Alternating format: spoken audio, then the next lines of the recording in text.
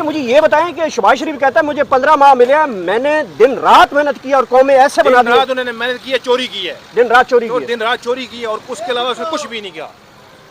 दिन रात उसने चोरी की, उसके अलावा कुछ भी नहीं किया उस बंदे ने। वो कहता है अगले 5 साल मुझे मिल गए तो मैं मुल्क की तकदीर बदल दूंगा। नहीं, वो पैसा और चोरी करेगा और पैसा चोरी करके बाहर लेके जाएगा सारा। वो ऐसे करता है, कहता है मैं पाकिस्तान की तकदीर बदल दूंगा। नहीं, तकदीर नहीं, वैसे से करता है कि मैं जो पैसे दो मैं बाहर तुम्हारे और भी जो IMF से जो पैसे दिए वो भी लेके भाग जाएगा। वो भाग जाएगा वो आगे। वो सारे चोर हैं सारे।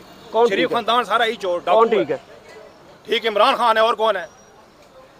एक ही लीडर है पाकिस्तान का जो वोट किसको दोगे? वोट इंशाल्लाह इमरान खान को देंगे। जिसके नाम पे पर्चा कट जाता है।